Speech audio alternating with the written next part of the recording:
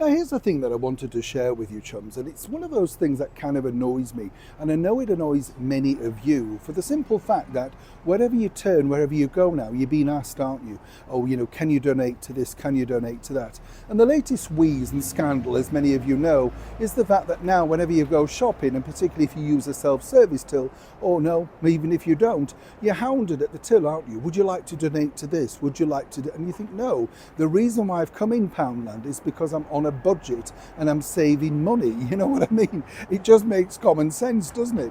But right now, over here, a leading retail outlet, a bakery, well, they're ramping it up even further, as ever. Let me explain. Morning, good to see you. Thank you so much for taking the time out to join me today, and welcome one and all brand new subscribers. It's this time of year, it's coming towards the end of October now, where we start to see these sort of teaser things about the Christmas ads. Do you remember those? And you come away thinking, well, right, but wouldn't it be better set if you didn't have Dawn French, for instance, voicing over your very expensive ad about all the things we can't afford at Christmas? Do you know what I'm saying, chums? I mean, you agree with me, don't you? Have we had a wave, by the way? Nice to see you. But you know what I mean? That sort of thing annoys me. And the Christmas ad, does it really make a difference to you when you're out shopping? I'm honest, this is the point of the channel. When I go out and I see like the price of mince pies or whatever, which I love, as you can imagine, I tend to go for the ones that look more homemade, the ones in the plastic stuff, come out of a bakery somewhere, sealed, obviously. But the thing is, when you see the boxes, and the box might be quite nice, but very, very expensive. It's like the chocolate boxes and stuff like that. Here's where this is interesting though, because the other day, here I was in Westminster Tube Station, and they have one of those outlets down there, right? And I'm just waiting around, waiting for the colleague to come, and we're all that sort of stuff, going off to Downing Street, and there's a Greggs the Baker's there, right? So consequently, this friend of mine said, oh, I just need to get something to eat. So we went in and they bought this, bakery item. I can't remember what it was now. When they got to the till, here's the thing that kind of shocked me. You see, they said, oh, it's this much. Oh, and by the way, would you like to donate £1 to children in need? And my friend was a bit stunned and said, what? And he said, would you like to donate £1? And I said, is it optional or does it have to be a full pound? Girl, it has to be £1, right? No personality whatsoever. And it got me thinking, two things really. You're going to Greggs because, again, it used to be affordable.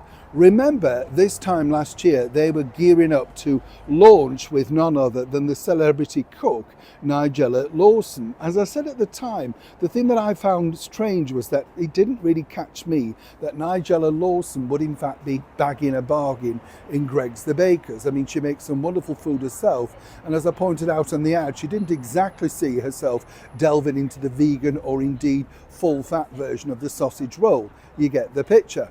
So I pushed it a bit further, and the thing that I find interesting is, as you know, Children in Need, the CEO, earns a colossal amount of money. Over the years, it's been found out that, artists were paid through expenses, tunnels, all of that sort of stuff. But recently, Children in Need have lost a colossal amount of support. And that's very sad, because the idea really should be helping children in need. But how actually much goes to those children that we see those various videos for? Now, again, I go back to Greggs, and the thing is, obviously, they've been approached by Children in Need. And do not forget that this is now a charity aligned to the former royal known as the Duke of Sussex, Prince Harry, where he apparently pledged £1 million.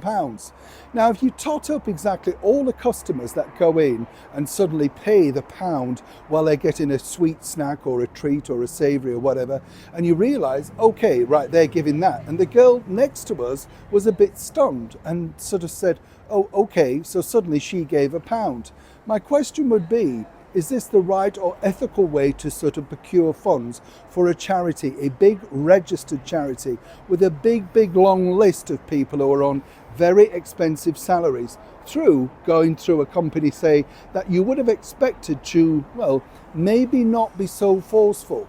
I questioned the girl again and said, so where does the money go? Children in Need.